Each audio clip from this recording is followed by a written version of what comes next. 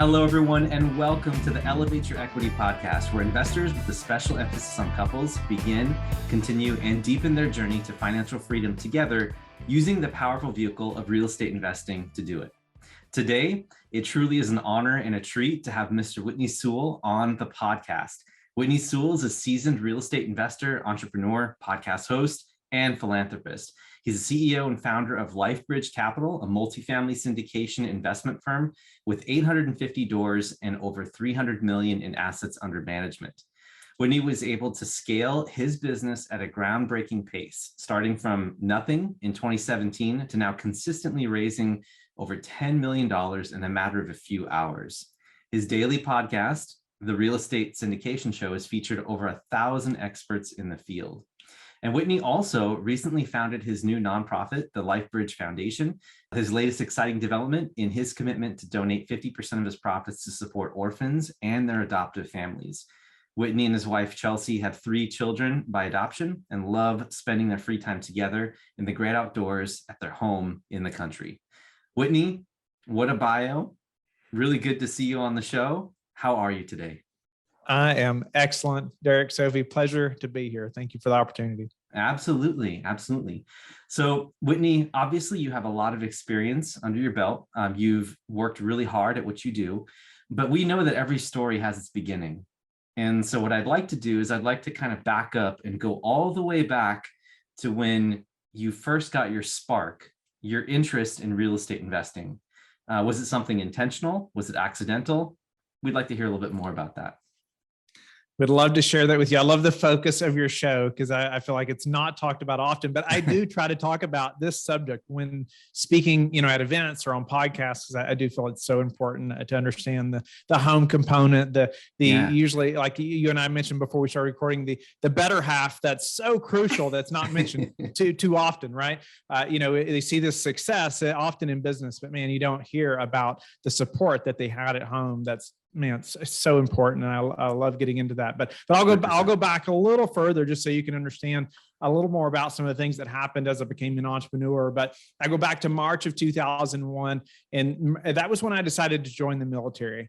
And I had no idea, of course, just 6 months later that our nation would be at war, of course, and then Thank I would you for your service, by the way. You're welcome. But of course, I had no idea that soon I'd find myself in Iraq for a year, toting around a machine gun, praying every day I get to go home. I had no idea, obviously, those things were going to happen, but I'm so thankful that I've served and that I did that.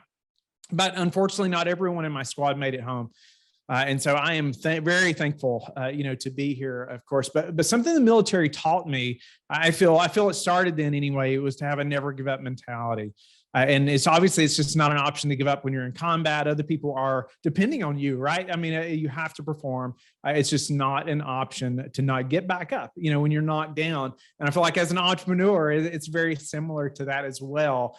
You have to be willing. You just have to know that's going to happen because it is going to happen to each of us, as we start a business and do different things and stretch ourselves, right? But that was really the beginning of a different mindset for me and being pushed in ways that I never knew that I could, right? And so the military helped me in a big way there. But I came home and I had no college. I really felt helpless. I felt like I had to have that diploma. I had to do something like that to really have a good job, right? A good job, have that security, that, all those benefits that everybody talks about. And so, but I felt kind of helpless because I didn't have that. And so I thought, okay, what can I do? And what am I qualified for? And that policing seemed like a great transition. I loved the uniform, the discipline, the service, and really just helping others by, in law enforcement. I loved being a first responder. So I applied to numerous agencies, but Kentucky State Police, there was 12 applicants for 5 positions. I was blessed to have one of those. I would have done it for free the first couple of years. I mean, I loved working the road. However, that's when I got married as well. And, we just passed each other in the hallway the first whole year of marriage. And my wife would know, hey, if I didn't get in the morning until like 6 or 7 in the morning, she knew that I had a busy night, to say the least. I mean, we got into a bunch of stuff. And so, and not in a good way, as a police officer. So she, that was obviously, you can imagine being a spouse at home, and you wake up, you get out of bed in the morning, your husband's not there yet. He's supposed to have been here at 2 or 3 in the morning, time and time again, what's happened this time, right?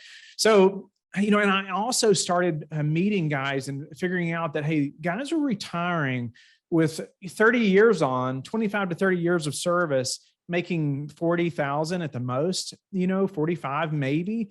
And it's like, okay, obviously I love doing this, but this is just not what is best. And I have to figure out some other way. At that time, remember, I still felt pretty helpless as far as what I was qualified to do. And I thought, okay, what can I do to supplement my income? So I started doing some research, and guess what? I figured out that not only had a few people built wealth in this thing we call real estate, but hundreds of thousands and millions of people have built wealth in real estate. And I thought, okay, if that many people can do it, guess what? I can do something. I can do something to supplement my income. And a big goal of ours at that time too was when we had children, Chelsea, my wife, we wanted her to be able to stay at home. And that was going to be very difficult on, say, $25,000 to $30,000 a year income, and working every night, weekend, and holiday, and all the overtime I could possibly do. And so that pushed us into real estate at that time. I started reading and looking, obviously Rich Dad Poor Dad amongst, Dave Ramsey, all those things that we were trying to just educate ourselves. My wife and I were not taught anything about money, growing up. And if anything, had very poor examples of how to handle money. And so we were on a search, right? What do? We just got married. We're trying to do this right, trying to get started on the right foot, and learn as much as possible. So we quickly bought 2 triplexes, and man, did we learn a lot the hard way. We overpaid, trusted the realtor or the seller too much. It was just so many things that we made. I mean, so many mistakes. And now I'm working the worst schedule, right? And now I'm trying to self-manage these apartments that are not going the best. And so talk about strain on a new marriage. Oh, and to say the least, we bought a house. And we were remodeling it while living in it at the same time. Talk about stress on a new marriage. My wife, my poor bride, had to, wash dishes in the bathtub for a lot longer than I like to admit, because I gutted the kitchen. And anyway, so lots of things happening there, right? And we learned a lot about each other. We grew a lot, of course, and thankfully, thank the Lord, He sustained us, and we are still married today. She still is married to me, and so, but we learned a lot. But we learned a lot about real estate at that time, even though that didn't go as well as we had hoped. But it was a slow go, right? After that, it was like, well, how can we do the next property? What can we do now? I actually had an investor with that deal, obviously making, $25,000 or so a year. It was not really an option for me to keep buying real estate and funding it myself. But so I kept looking. Guess what? I met a guy that was a federal agent, and that opened my eyes to, hey, maybe I can, there is another career path here. I became a federal agent, and that moved us to Virginia, where we live now. And so increased my income, benefits, all those things, better schedule. And so after moving to Virginia, though, I kept pursuing real estate, but still I was focused on maybe some single family homes, and I actually partnered on a 15 unit with a friend, and was trying to make it happen, but it was just still really very difficult to scale. And I had another business that I started at this time, and this has seemed way far out there to most, but I actually became a professional horse trainer. I'd been riding horses since I was little, and started growing that business. It was a passion of mine since I was a little boy, and I was doing this at a very big scale, built a business and brand around that. And finally, though, my wife, Chelsea, and I were at the beach one fall, and we were just really, I call it thinking time. We were thinking and praying and walking and just really reflecting on, hey, is what we're doing right now going to get us where we need to go? Like 3 years from now, am I going to keep doing what I'm doing now? Because I would literally get home after work, being a federal agent, load horses up, go to the arena, give lessons, train horses, be back at midnight. I mean, it was just like this constant thing. So even if I wanted to grow a real estate business, it was very difficult just because of that. But I was making good money with horses at that time, selling them for more money than I ever imagined. But it was never going to be passive. It was never going to allow us to build wealth. So at that moment, the Lord gave my wife and I just peace about selling the farm. I mean, we had a place we had always dreamed of, but we knew if we wanted to build wealth, if we wanted to to really make it bigger, change the trajectory of our entire family, hey, we've got to make a big decision and a hard decision. And so we did. We came home. This was like September timeframe. Between December or between Christmas and New Year's, we were moving out of our farm. We had sold it. And at the same time, I had started traveling to some conferences. And again, during this, I mean, so much was happening at this time, right? We were selling our farm. It was so hard for us. I'll never forget us driving out of there the last time and both of us just bawling, it's such a big transition for us. But we had started our third adoption process also at the same time. But at this time too, I had hired a mentor and I started going to conferences and my eyes were open to all these people who were buying like 100 unit complexes and only been in the business a year or two. That just seems so far out of reach for me. Like I just never imagined that being possible. Right. And so again, I said, okay, you know what, if all these people can do that, I can do it too. And so we did. We jumped in, hired a mentor, and started building a brand around commercial real estate and just focusing on that. I cut the horse business off completely so we could just be focused on that. And I feel like the next part of this transition is going to be probably the most beneficial to your listeners because a lot happened then. But I want to back up a little bit. When we moved to Roanoke, we heard a pastor talk about adoption, how they had adopted and just the need. My wife and I had never been exposed to that, and we're pretty newly married at that time. And so on our way home, though, from this event, we just asked ourselves, why would we not adopt? I mean, we couldn't think of a good reason why we wouldn't. It just seemed like the right thing to do. It seemed so simple. And I'm so thankful for our ignorance of the process, honestly, at that time. But, within a week, we applied to adopt from Ethiopia. And 2 years later to the month, my first son, Samuel, came home from Ethiopia. A year later or less, and my second son, Elijah, came home to adoption. Now we also have a daughter, Eden Joy, who came to our family through adoption. So the Lord's changed our family, just blessed our family in a massive way through adoption, but really just pushed us and led us to help other families as well. So that became our why, our mission behind LifeBridge Capital, right? Starting the LifeBridge Foundation. And so we committed half of our personal profits to this foundation and helping families adopt children, but because we knew the financial burden, to bring a child home through adoption. I mean, it can be 40 to 60 grand, unfortunately, if not more, to bring a child home through adoption. And it keeps most families who would be great parents from doing that. So that also, and why you need to know that is because some of the hard times that we're fixing to talk about, that kept us going, right? That mission, that why. And my wife, Chelsea, she couldn't care less about real estate, honestly, about that specific thing, right? However, she's 110% on board about our mission, about our why, right? And so, we left that farm, we moved into the city. And unfortunately, we couldn't find a house to buy right away. So we had to rent for 6 months and move again. It was just madness, right? Having to move so many times. But man, she was right there, right, with me. And we moved and I built an office in the corner of the basement. And that's where I practically lived for the next 2 to 3 years, 2.5 years anyway. And my amazing bride, she would literally pack me lunch to go to the basement to work for the day. My kids unfortunately knew that they wouldn't see me until Sunday most weeks, even though I was there most of the week, so it's a time where, hey, there's some crucial parts of that too, where, like morning times, we can talk about routine if you want some of those things, but if we didn't have that time to connect in the mornings, right, I'm not sure what would have happened. It was just that was how we stayed connected. But during that time, I started traveling to as many conferences as possible. We started the daily podcast, which you mentioned earlier, and I was off work from my federal agent position every other Monday. And that we called that my marathon day. I would do 12 to 15 interviews back to back to back, just as hard as I could go, and still take investor calls or, work with our team.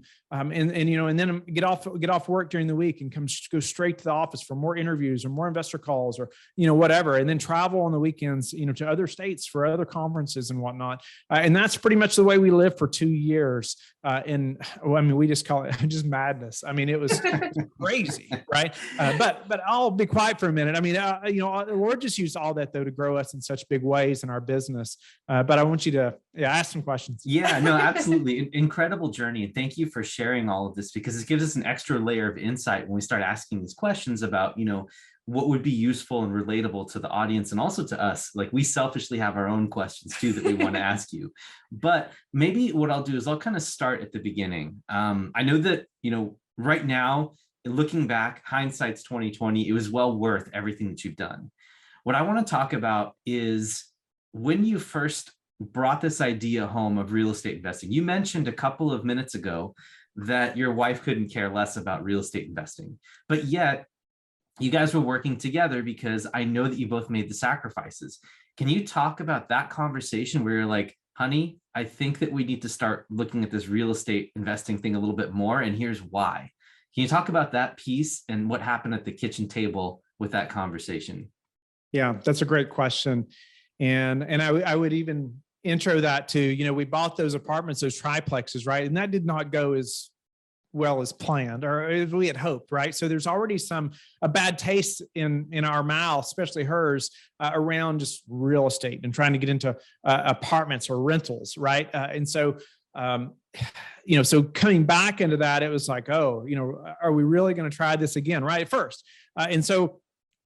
But I think, it was more this time about thinking bigger, thinking more about building wealth, and having a more defined path, and really thinking about mentorship, like who's helping me in learning this business, how are we educating ourselves, who's gone before us that can help us, as opposed to the way we did it before, many years before that, or tried to do it, and it was really a matter of like stopping the madness that I was already in. Like there was not really a vision of that stopping, right? It was federal agent, horse training. I mean, it was like two different things. And it was just no time for family. There was no vision of that ending, right? And so during this conversation, I think at first there was much hesitancy, right? Are we going to do this? But also at this time, I knew I wanted to hire a mentor. But at the time it was $12,500, and now it's $50,000 to work with the same mentor. However, like it was the best money I ever spent. In knowing what I know now, it would have been well worth 50. But $12,500 at that time for us was a lot of money. Like we were like, I mean, can we even come up with this? Where's this going to come from? And actually, I sold a horse. I was selling very expensive horses. Like I said, if it hadn't been for that, we couldn't have afforded it. And so we started our third adoption process, which we knew was going to be 40 to 60 grand, and ended up being every bit of 60, if not a little more. Wow. And so, all of that was my wife and I really felt led to adopt again. And so that was our hesitance as well, right? Like, where are we going to come up with the money to start another business when we're planning to adopt? But we still did it. She still followed me into that. And, she still supported me 100% of the way. I mean, even to selling the farm. So that conversation at first, I don't think it was extremely successful, right? I think we had to bring it up again a few times, right? But have a plan, right? And really think through it a little more. But in her to see that, hey, this is our goal. This is our mission. This is our why. Like we knew some of that, but we didn't have it as fleshed out, obviously, as we did, say, a year later or even now. But also her seeing my commitment to even stopping the horse stuff. So she knew how much I loved. I mean, rain or shine, I'm out in it training horses. I mean, she knew I loved that. It came very easy to me. But she knew, seeing that too, I think she saw that, hey, he's dedicated to this, and making it happen. Yeah. Can I also ask too, because another thing that was very visceral image that you painted in our minds was the fact that you would literally go down to this dark corner of the basement with like just the computer light shining. I'm visualizing this dark basement with nothing on, unfinished. You're going down into the basement. There's a computer screen there and a microphone and, maybe a webcam or something. And you're basically, doing all of your interviews, doing all of your work down there. And your wife is coming down and bringing you and giving you your space and providing you and encouraging you to do this. Now, this is what we call active participation in someone working hard to do something that is a big sacrifice for the family. She's up there upstairs by herself taking care of the kids, right? All three of everything. Them. Everything. Yeah, absolutely everything. Yes. And in addition to that, she's giving you this. Can you talk just a little bit? Maybe there isn't too much substance here because maybe, this is just something that is built into your guys' personalities, but was there any conversation behind that level of commitment?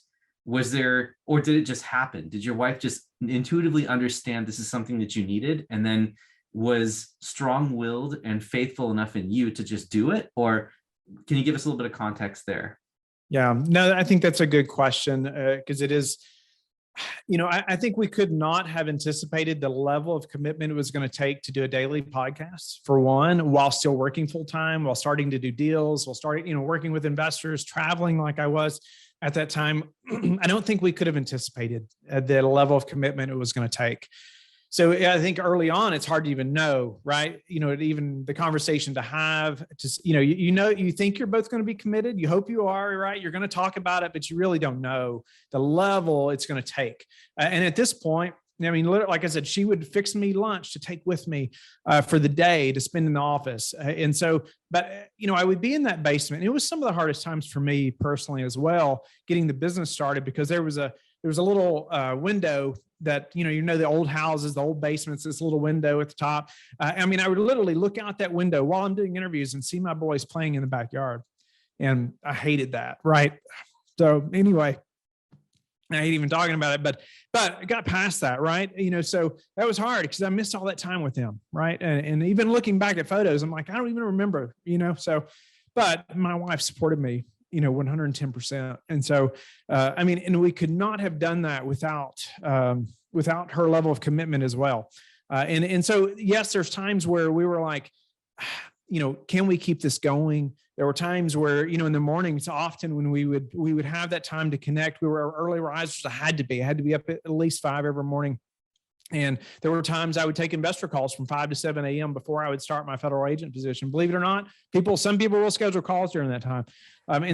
But that was really our time to connect and talk about our day, our children, our week. What are things that I need to know about, or she needs to know about, or when am I traveling again, or our finances, right? There's often conversations, many months, where it was like, I don't know if we can afford to keep the podcast going next month. Really, like we would not know some months, like, can we afford to, because it's very expensive to do a daily podcast in general, but especially to, do it 30 days a month. And so some difficult times, but I think if it wasn't for that time in the mornings where we were committed to being up early, studying the word, spending time with the Lord, but just also together and talking, and that was so crucial to keeping that commitment going as well, right? I think if there were no time for that, it would have been harder for her to see, hey, what's he even doing? Like, why isn't he up here supporting me, as well? Yeah. But I think she could see the level of commitment. She could see what we were doing, what I was working on. And she was just behind me 110%. And it's even hard to explain other than just the Lord sustaining us, honestly, because it was quite intense, for 2 years, pretty solid. I can imagine. So what I wanted to do here, and I'm hogging all the questions. So if Sophie has one, she'll have her shoe in here after this one, I promise. Okay. But I wanted to touch again on the fact of, we have lots of listeners on the podcast or listening to this right now, who are wondering, how do I get my wife on board, and how do I get this thing going myself? And it seems like you have this natural inherent ability to just have a very strong work ethic. You always like to work. You seem to be in business for yourself while you're working a W-2 job. And so what advice would you have for people in those situations where maybe their spouse is kind of unsure, and those out there have a spark, they enjoy real estate investing, or at least they like the idea, and they're in the same spot that you were when you first started out buying those triplexes, and things are getting hard. They're getting punched in the face a little bit, right? What advice would you have for them trying to start up in the multifamily space and trying to get the house in order and maintain some semblance of balance at home? Or is there one? That is a great question. And you talk about balance at home. Often people will ask something about that, especially when they know our story a little bit, because it was extremely unbalanced, right? Everything I was doing was about the business, or working full time, and then the business. That was it. And I would not always suggest that, right? And not every marriage is going to withstand that. And I think without the Lord, I don't know that we would have, right? And it all would probably crumbled down. Beforehand, I think having a mission, having a why outside of the business is crucial, right? It's something that your spouse is passionate about as well. I know that was it for us, but also selling the farm. Like, that was such a level of commitment for my wife as well. Okay. And so it was for me, obviously, but she loved that place too. And so when we had to move, it was just a big vision of ours personally within our family to be back out on a farm, right? To have a few horses again. We wanted our children to be able to be on a farm and be able to ride and do those things. And so that was a big vision of ours. And I think even for your children need to know what your mission is as well. Obviously, you may express it a little different to them. You may have to paint a little different picture for them. However, they need to know. They need to know why dad is working so hard. They need to know where we're headed, why this is happening. And obviously, we talk about the adoption stories with our children, and there's no secrets, around that. And so they're a part of this mission, right? And they're a part of the foundation, and so they are a big part of now helping other families and seeing that happen. And so once we got to see that, hey, like pretty soon, dad's going to be able to leave the W-2 and us move back out to a farm. Like, how exciting is that, right? And now just work full-time, but not have like 2 full-time jobs, right? That is so exciting. And you talk about work ethic. It was just a must. It was that never give up mentality. It literally was like, I just had to be willing to just say no to everything else. I pulled out of everything. I was very involved in our church and in other things as well. And unfortunately, I just had to say no almost to everything extracurricular other than just the business. And like I said, that is probably not for everyone, but that's what I did. And I was just, I just had to be laser focused that this is what it's going to take. We do have a place we're going. We didn't know how long it was going to take, but I know having the vision, having the why is so important. And, like having that why for the foundation, for adoption, helping other families, committing half of our profits, those things like that helped my wife and I to stay on board. Moving back out to a farm, even the adoption, for the foundation helped our children to stay on board. But it also, now I've seen it happen and bigger than I ever imagined, like amongst our team, right? Like our team loves knowing that, hey, they're a part of a mission bigger than just their paycheck, right? They love it when, hey, I can share on it during a team meeting that, hey, we partnered with 3 more families this week, or two families, children came home this week, right? And they played a role in that. But also another layer of that is our investors. Right. Our investors love knowing that they're investing in something that, are they making a great return? I think it's pretty darn amazing, the returns they're making. But even bigger than that, it doesn't affect their returns, but they're playing a role in helping these families as well. Yeah. Right. And some of them are even partnering, with the foundation personally or firsthand, donating towards that goal firsthand. However, just even investing in something that, hey, has a bigger mission, that's helped all of us keep going forward, right? But especially at home, like you were talking about, being able to paint that vision, paint where we're going was crucial. Yeah, that's great. I really think that that's an important thing that doesn't get talked about very much also. So thank you for highlighting the importance of that and how it trickles through the entire value chain, going all the way down to even your residents, right? And so I really think that that's a wonderful way to approach all of this. I wanted to change gears just a little bit and also comment on something. I thought you said Sophie was going to get the next question. I know. I'm sorry. Last comment. I promise. Give me that mic. I'm sorry. Last comment that I had, right, was the ability to say no. I think that that's something that's really, really important, especially when you're first starting out. The tendency is to say yes to everything. Especially when maybe you don't have too much, or you think you don't have too much going on. I think the ability to say no is the secret here, Whitney, because I listened to Tim Ferriss, and he when you get to a certain point, right, where you have all these opportunities and you're trying to really focus on one singular thing to be the best in the world at it, you have to learn to say no. And we're not trained to say no. We're taught that no is not allowed, in a lot of instances, like in school and everything. So I just wanted to highlight that for the listeners and how important that is. And thank you for sharing all that. Now, okay, go ahead. I'm sorry. All right, Whitney, you're all mine. So I want to talk about legacy, and I want to, just when you were speaking about your boys and your wife and your story, like I had to fight back tears, just hearing, which is like the amount of sacrifice and the sorry, Whitney, this is the first time, I don't know, your stories really touched me. but just like the adoption process, how did you, because that's not easy. Like, how did you both decide when was the right time? And then also, how did you go through the process while you're building your empire of bringing these children from across the world into your home and to acclimate them to a new culture? And so that's the first part of the question. And then, like I said, how did you both have that vision of legacy? And did you both know that this is what we're trying to accomplish with your philanthropic cause when you were first starting even that first adoption process? So I apologize. It was just feeling your story.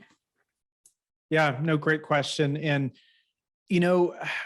my Chelsea and I, we grew up in a town with one stoplight. I mean, there's not much there, right? There's great people, but everybody knows everybody, right? And which is, there's pros and cons to that, of course. But I don't think that we knew anyone who had adopted or had been adopted. I mean, I don't think, like, we just were not exposed to that at all. And literally the first weekend after we moved to Virginia, or actually we were exposed to a pastor before moving that we started following and learning a lot from. And he does a thing called Secret Church. And anyway, just a cool event they do twice a year. And so we found that event right after we moved. The first weekend we moved to Roanoke, thought, okay, we'll meet some more people, right? We'll go. And so we did. And he was speaking about how they had adopted and caring, just the need, 150 million orphans in the world. I mean, it's just, I can't even imagine it, right? I mean, 5 million just in Ethiopia alone.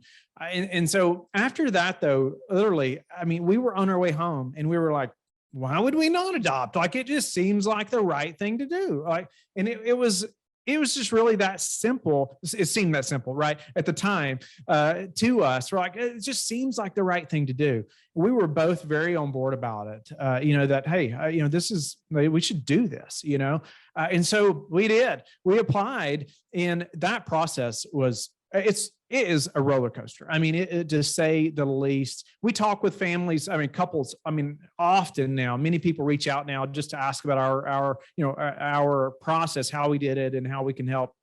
And so we talk to families and answer questions often. And it's like, man, Whitney, 40 to 60 grand, that's more than I'm making a year. How can we do, how can we even start this process? Well, we were there, we weren't sure either, at that time. We were really newly married, though. We were both working. We had saved some money. We were able to pay for the first adoption. But that was pretty much it. It's like, okay, but 2 years, every month we were watching the list, coming down this, the numbers, like where we're at on this list, where the next one to be placed, and so they called us on Monday and said, you need to be in Ethiopia on Thursday.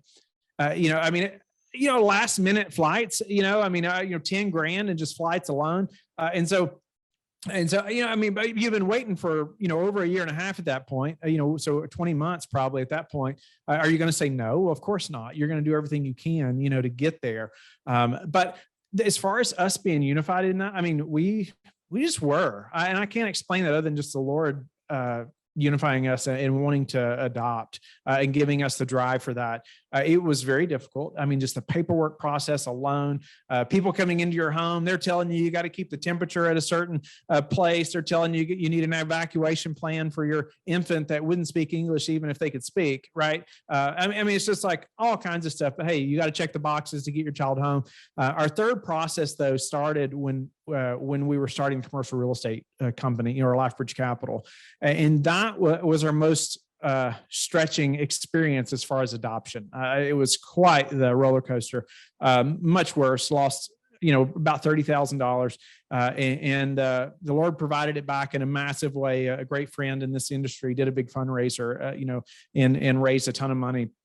But all I had to say, adoption, I mean, it's just changed our family in a big way.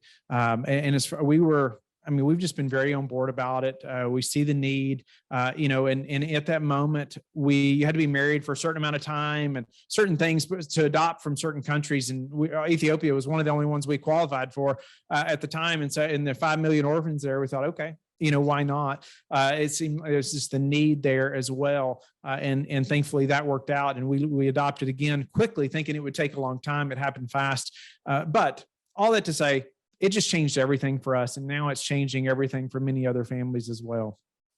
Yeah, that's so amazing. And thank you for just sharing that story, because I know that oftentimes together we've talked about that process too. And I think that's why it brought up so many emotions. And so I just want to, commend you for. It's so worth it. I talk about how bad it is. I say it's a roller coaster just so people know what to expect, but hey, it's so worth it. All right. It's so worth it. We did fundraisers. The money will come. Like, do it. Yeah. Can you speak more about your foundation and how that started to take shape from conception to where it is now? Yeah. So early on, obviously, it was just an idea, right? I wasn't making any money to donate, and so it's like, man, this is what we want to do. But I was doing nothing but just spending, keeping this thing going, keeping the podcast going, traveling all over the place, and so it was just like this, this thing that, hey, we're going to do, but there's no income there yet to commit, to the foundation. Eventually, yes, we started doing some deals. We put it legally, we started the foundation legally and had it established. And then it was a matter of really reaching, once we got it somewhat established, we reached back out to a consultant who helps with adoptions, who was crucial in our adoption processes, who helped us with 2 of ours in a big way. I mean, the third one would not have happened if we weren't working with this adoption consultant. And so we just reached back out and said, hey, are there families that you're working with that have a need? This is what we're doing. We would love to know about them, and so they went they connected us. They went to the website, to the foundation website, and applied, and we were off, to the races. So, now we have somebody working for the foundation that handles all that now. But because we want to take good care of those families ultimately. And I just don't have the time or capacity to communicate with them well and making sure they're being taken care of and all those things. But it's been incredible to see, hey, this is something we plan to do or want to do, to now, starting to partner with families. And now I think we've partnered with 10 families or so now. And in a big way, we're giving big grants, which are just incredible to be able to be a part of that. But now to see the first few children actually be placed with these families also is really cool, just to see that happen. And obviously that makes it very worthwhile. And it's, I've heard people talk about, I know you didn't ask this, but for some reason I thought of this and wanted to share it. People talk about, well, I'm gonna build my wealth and I'll just give it all away when I die because I know how to manage it and I can just keep building it, and then compound it. I know how to do that, so I'll just wait till I die to give it away. But what I think is so wrong, because, man, helping one of those children be placed in their forever family, that will have a greater compounding effect over that child's life and over that family's life than if we had kept those funds and tried to just grow more wealth personally in our in-house, if that makes sense, right? So I just think doing good now, you just can't even measure the compounding effect of helping people if by doing it now. Yeah, absolutely. And now that you're, again, for all of our listeners who have listened to your incredible journey and story from the very beginning to where you are now, massive success, can you talk about how you're spending your days with your children finally? Instead of looking from the window down, what are you doing with you and your family? Love that. Love that question. It's a constant battle. Like being driven, being willing to work long hours, it's a constant battle. And my assistant plays a massive role in this. And if you don't have an assistant, you need one. And I've done many shows on that. Anyway, you need somebody to help you manage your time and be your gatekeeper, right? Especially as you become more known in the business and more people want your time, right? It's crazy how my schedule can fill up so fast if I let it. So what I'd start doing is saying, hey, like recently, I've told her I was taking appointments like from 6 a.m. right till like 5 p.m. or even later most days. And then finally I moved that up to like 8 a.m. I said, no appointments before 8 a.m., and none after like 4. Right. And then recently I've said, you know what, there's not going to be any scheduled appointments before 9 and none after 2. And so it's been a massive change, right? For myself and for my family. And so I even like blocking, and I've even said like no appointments on Friday unless I personally like want to schedule them, right? I'm still working more than that often, but nothing that's like mandatory that I have to be there. And so more time with the family than I've ever had, right? And so it's been a great transition. I love even this morning. So we're like singing a little song as a family this week at church. And so like we're practicing that at home. Right. And so having that morning time now that allows me to have breakfast with the family, right. Talk to the kids, right. Teach them and hear about, ask them questions, which is just great. Right. But then even us like have time to sing that song together to practice. Right. Like all that is just, cultivating those relationships and just our family, just in a massive way. But having that time flexibility now, like I've never had before, it's just amazing. Right. I mean, it's just incredible that I can do that. But I had to put in the time somewhere else, right? Before I had that freedom to do that. I had to build a team to support me as well. I could not do that, not just without my amazing bride, but also my team now and coaching them and building processes and putting things in place. Hey, they know that there's no appointments for this time, or Whitney may not be in the office I usually am, but if I'm not, like they know that, hey, he's not available, at that time, or this is when, we're available to do certain things. Thank you for the insight. I wanted to ask you something that was similar in this regard, but while we wrap up, because we have a few more questions left, and then we're going to go ahead and end the show. But what does your daily routine look like now? I mean, you gave us a little bit of an insight where you're now only taking calls for a segment of the day. But what does it look like, and how close to your ideal day is it, or are you already living it? Yeah, that's a constant. It's just changing constantly. I feel like I'm trying to improve it all the time. However, usually up at 5 a.m. I drink Bulletproof Coffee. If you don't know what that is, you should look it up. I don't blend it, like some, but lots of butter. Put lots of raw milk butter in there. Anyway, that's my preference in the coffee and with some raw milk. And anyway, I love that. That coffee time is time when my wife and I are still, sitting together in the mornings and reading together and talking about our day, and that maybe about an hour roughly we'll do that. And then I usually have about 30 minutes of exercise and then it's shower, breakfast, office, depending on what's happening. Right. But breakfast is usually with the family, unless I do need to be in the office earlier. But then my week is pretty scheduled. It's like Monday, I can give it to you quickly. Monday's like team meetings for like a half a day. And then after that is maybe coaching clients, calls with them. And then Tuesday are still podcast recordings. I was doing 7 or 8 a day, but have even cut that back to about 3 or 4 a day now, on those Tuesdays. And then I may have some other calls. And then Wednesdays, are going to be, usually I'm interviewed on other people's podcasts, like Wednesday, Thursday, and then I'll have meetings with other people that we're partnering with, or what. There's just tons of meetings about things that, hey, I need to meet with these people. But even that changes over time, right? The types of meetings you're having, who you're meeting with. And Fridays are usually my business partner and I are meeting again, and maybe just a few select people that I want to meet with, that's just crucial, that I spend some time with. And then, I try to be home early. Most of those days I'm trying to be home by at least 4 o'clock, sometimes 3, and then maybe even a half a day on Friday. Excellent. And how close would you say this is to your ideal workday? I would say probably half of the things I'm doing now, if not more, in another 6 to 8 months, I would hope somebody else is doing. Right. And so that takes time, right? I have transitioned numerous things. My assistant's doing a lot of things now that I used to do. Right. In a big way.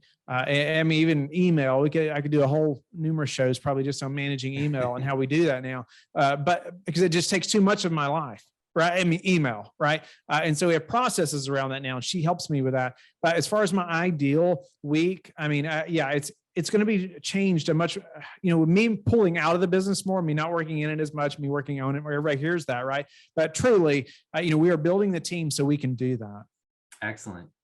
So last question from me, and unless Sophie has one other final question, then we can head into the final segment of the show, is if you had to do it all over again, what do you wish that you had known starting out from your real estate investing journey and the whole entrepreneurship journey? As most say, I'm sure that, they wish they had started earlier, right? Of course. But I think too that the Lord had a reason for all those things that happened to me, in the military and law enforcement and federal agent. All those things are difficult things, all those things are seasoning, right? They're growing you and teaching you many ways. None of those are easy. And so I think that helped me for entrepreneurship in a big way. One thing I wish that maybe, and we've talked about it a little bit, but maybe the commitment level it actually was going to take. And that's a pro and a con because, in one sense, if we had known kind of like the adoption, how difficult some of that's going to be, we may not have done it. Right. But I'm so thankful, obviously, that we committed to it. But early on, I think much earlier on, I wish I'd had a better mentor. Kind of like I did the second time. I surrounded myself with experts. I did hire a mentor and I did a lot of research around that. There's a whole process around that alone. But early on, I didn't have that. I didn't have a good mentor on my side, somebody that cared about my success, somebody, hey, I can call and ask questions to. People hear it all the time, but they still won't spend the money on a mentor. I have no idea why. It's so crucial. They're not all created equal. You can definitely get burned, but man, do your research and have somebody in your corner. Yeah, I couldn't agree with you more there. Having the mentor, not only are they going to help you bypass a bunch of common mistakes or things that maybe you don't even know, a blind spot, but they're also going to give you a point of commitment. Because especially if you pay for a mentor, that means that you're pot committed, right? And you've got skin in the game because you don't want all that money or effort and time to go to waste. And so I am 100% on board with that. And that was a great answer. So thank you so much. Now, Whitney, we could sit here and talk hours, especially I wanted to hear more about your email process, but that's going to have to be for another show, unfortunately. But what I would like to do is transition into the final segment of our show, which is the rapid round. And it's 5 questions that we ask every one of our podcast guests. And so we're going to ask them in a rapid way, and hopefully we can get a 30-second or less answer out of each one. And maybe Sophie can ask the questions. Yep, happy to. All right, Whitney. So the first question is, what book has had the biggest impact on you and why? Second to, man, there's so many. You just want one? Yes, sir. Second to the Bible, of course. I guess if we're thinking business, I would say, got a bunch. You wanted 30 seconds. That's hard. But one book I would have to recommend is The Road Less Stupid. Keith Cunningham. I have never heard of that. Yeah, wow. He lost a lot in business and real estate and came back, and every chapter in here after it, he has thinking time. And so that's where I get that term, thinking time. But like every chapter is its own business lesson. I love that. Awesome. And next question is, if people wanted to emulate your success, what is the first actionable thing that they could do to follow in your footsteps? Start a daily podcast. I knew nothing. I'd not done a syndication before starting the syndication show. So get past the mental block, or that, hey, people are going to think I'm crazy for doing this. People thought I was crazy, but guess what? I didn't care, have some means of adding value to people, which is what I did through the podcast, and connecting, growing your network fast, right? Inviting them on your show, you're adding value to promoting them to your network. So that's how they can emulate my success as a daily podcast. I still wouldn't recommend it to everyone though. Amazing. And then next question is, what small thing do most people not know about you?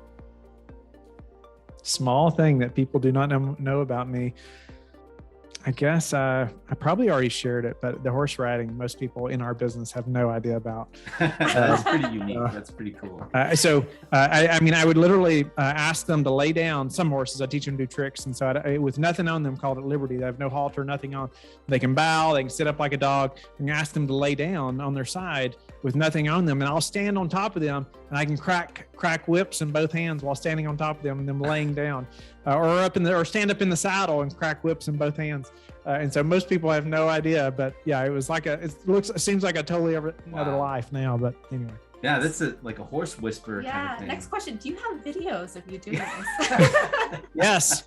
If you go to straightpathhorses.com, you can see videos of me doing all kinds of stuff like that with lots of horses. Wow. We have some homework after this. And look at the horse Shamrock. To bring it full circle, he's my best horse I ever sold, and I got to buy him back about 6 months ago. Hey, cool. Wow. Nice. Very Yeah. cool. Oh, amazing. The next question is, how do you like to unwind and restore your creative juices individually? Individually, it would be working on the farm, usually riding, doing something with the horses. That is like my therapy. Riding and doing that. And I think another stem of that is teaching my boys to ride. And actually that horse is teaching my boys to ride more than I am. But, I taught him, and then he's teaching them ultimately. But that time with my kids, that's, and doing that as well, that's probably a big energizer to me, or just kind of to leave the business, right? And not be thinking about that, but just be enjoying that time with them. Awesome. And then last question is, what is your favorite family vacation spot? At the moment, I think there is a place in Myrtle Beach where we were actually in North Topsail when that time we went. We loved going back there and reminiscing. But there's a place we love to camp actually on the beach in Myrtle, and we've enjoyed that recently. That's been a great family, just kind of take a breath time, right? Like go and leave the house and be at the beach. Awesome. All right. Excellent. Well, thank you so much, Whitney, for being on the show. It's really been an honor and a pleasure, and so much wisdom and gems of advice for all the listeners out there. And so we want to thank you so much for coming on the show. My pleasure. Honored to be here. Thank you for the opportunity. Absolutely. And before we go, actually, I wanted to ask you to provide us some places where people can find out more about you, your mission, your foundation, anything that you'd like to promote here. The floor is yours. Awesome. I appreciate that as well. I mean, lifebridgecapital.com is the best place to go.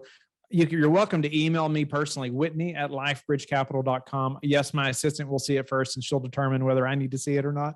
But you can email me, and we'll get back to you or schedule a call with me, one or the other. You can also, though, call or text me, 540-5854-338. I welcome you to reach out. It blows my mind that more and more people are putting their numbers out like that, and nobody takes them up on it. Nobody doesn't. Yeah, that's great. Well, thank you so much, Whitney. And thank you for the inspiring stories and everything that you're doing with your mission and what you're doing for investors and for entrepreneurs, and also for all of these people in need. It's just really inspiring. So thank you again for coming on the show. My pleasure. Thank you. Absolutely. And for those of you who have listened all the way to the end of the podcast, thank you guys so much. Please, wherever you're listening or watching to this podcast, if you could like, comment, subscribe, or engage with us in any way, that would be super helpful for us to be able to get more and more favor of the algorithm gods. And that way we can move up the list and eventually add some incredible value to people just like you by interviewing amazing guests like Whitney on the show. So please engage with us. Let us know what you think, and we'll keep this thing going and have a lot of fun doing so. So that being said, Whitney, thanks again so much for being on the show. And this is Derek. And this is Sophie. We are signing off for the day. Thank you, everyone.